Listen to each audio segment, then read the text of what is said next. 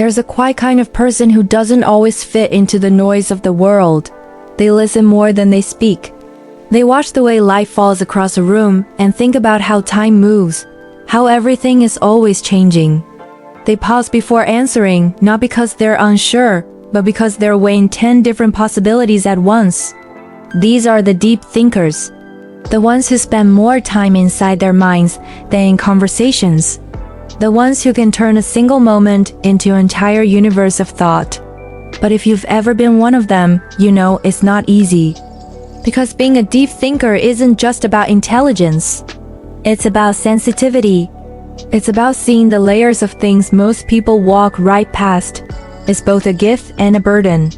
And to understand deep thinkers, you have to understand the tension between their rich inner world and the fast-paced outer one. Most people think that thinking too much leads to confusion. But for a deep thinker, thinking is like breathing. It's how they process existence itself. They don't just see a tree. They see how it's rooted in the soil, how it bends toward the light, how its life mirrors their own in unseen ways. They find metaphors in everything. A casual conversation becomes a study of emotion. A moment of silence becomes a question. A single glance can become an entire story. Psychologically speaking, deep thinkers have what researchers call high-trait introspection. It has a tendency to analyze not only what happens around them, but also what happens inside them. They're constantly scanning for meaning, always asking why.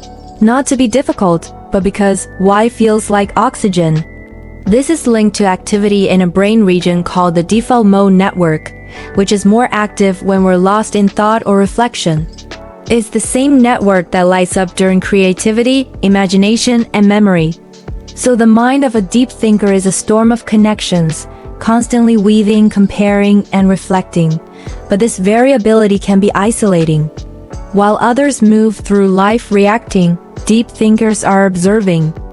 They pause, they notice the small details, they think before they speak, and sometimes, by the time they're ready, the conversation has already moved on.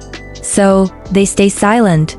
And people often mistake that silence for disinterest, when really, it's just depth. A deep thinker doesn't just want to talk. They want to understand. They crave meaningful conversations, ones that dive below small talk and into fears, dreams, and the architecture of the human heart. Surface-level chatter feels exhausting to them. Because while most people are happy swimming in the shallows of daily life, deep thinkers are diving for pearls on the ocean floor of thought.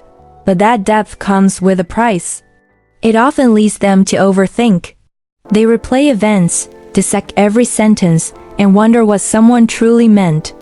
They question if they said too much or too little. Their mind can become a loop of what-ifs, and maybe they meant this. This isn't because they're insecure, but because they see nuance everywhere. Every choice has a dozen potential meanings. Every emotion has hidden roots, and their brain won't stop until it feels like it's found the truth. There's a term in psychology called metacognition, the ability to think about your own thinking. Most people use it occasionally. Deep thinkers live inside it. It's like they're always watching their own thoughts from the outside, questioning them, rearranging them, trying to understand their patterns. This makes them incredibly self-aware, but also prone to self-doubt. Because when you're aware of everything, you also see all your own flaws in high definition. A deep thinker doesn't just ask, "What do I want?" They ask, "Why do I want it? Where does that desire come from? What would happen if I got it, or if I didn't?" They analyze love, ambition, fear, and memory until they can almost hold these invisible things in their hands. But in doing so, they sometimes lose the simple joy of just being. They can forget that not everything needs to be understood. Some things are just meant to be felt. You'll often find deep thinkers walking alone, maybe with headphones in, not because they're lonely, but because solitude is their native language. They need that space to breathe, to process, and to untangle the thoughts that others don't even know exist. They are people who can feel things incredibly deeply while appearing completely calm on the outside. Their emotions move like quiet waves beneath the surface, unseen but powerful.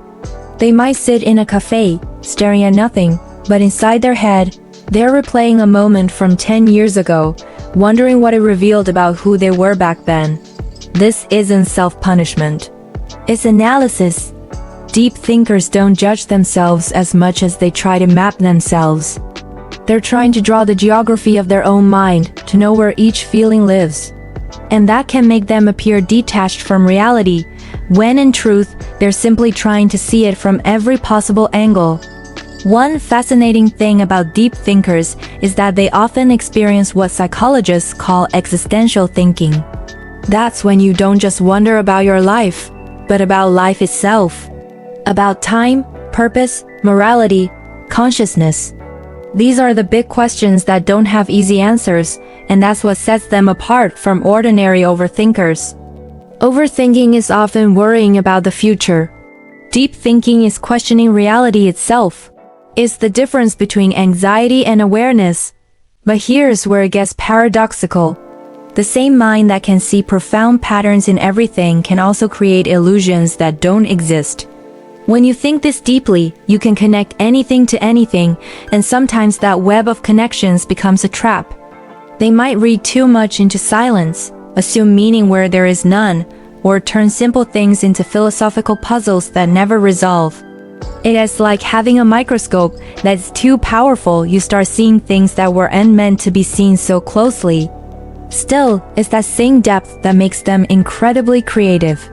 Many of history's most influential thinkers, people like Einstein, Da Vinci, and Carl Jung, were deep thinkers. They saw the invisible threads that connect ideas. They looked at problems from angles no one else considered. Because when your mind never stops asking why, you eventually stumble upon answers that others completely miss. But in modern society, deep thinking isn't always celebrated. We live in a world that rewards speed, productivity, and certainty. Pausing to reflect can look like hesitation. Silence can look like weakness. Complexity can look like confusion. So, deep thinkers often learn to hide their depth, to fit into a world that moves faster than their mind does. They might nod along in conversations even when they disagree. They smile politely while their thoughts are wandering galaxies away.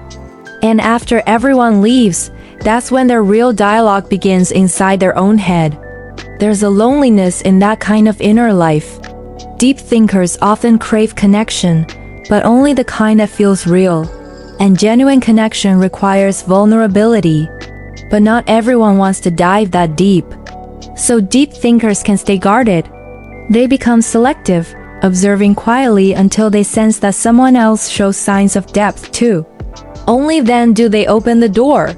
And when they do, it's not halfway. It's all the way. They'll tell you their fears, their hopes, the things they don't even tell themselves out loud, because deep thinkers don't do halfway hearts. But that vulnerability can backfire.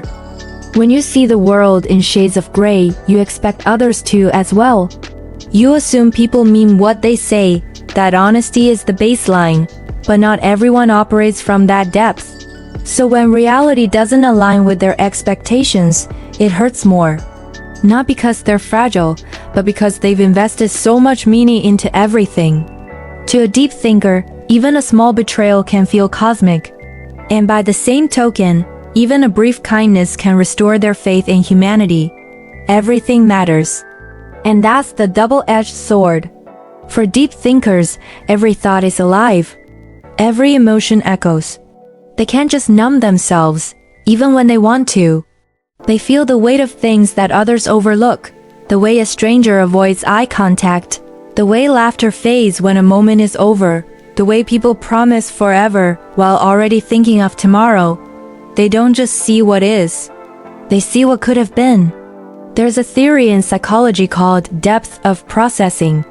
It's the tendency to encode experiences with rich meaning and emotional associations.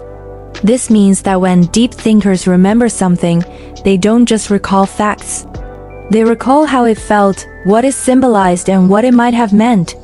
They carry their memories not as moments, but as entire ecosystems of feeling. That's why nostalgia hits them harder. That's why they can listen to a song and suddenly be transported back to a version of themselves that doesn't exist anymore. But this isn't just emotional intensity. It's the way their brain is wired. Studies have shown that people who engage in reflective, abstract thinking have stronger neural connections between the emotional and analytical parts of their brain. They literally think and feel at the same time. That's why they can't just turn off their thoughts. Their emotions are woven directly into their logic. To them, feeling is thinking, and sometimes that makes them misunderstood. People might call them distant, or dramatic, or too complicated. But what they really are is aware. They see the hidden structure of the world. So, if this sounds like you, know that your depth is not a flaw. It's a superpower. Thank you for watching.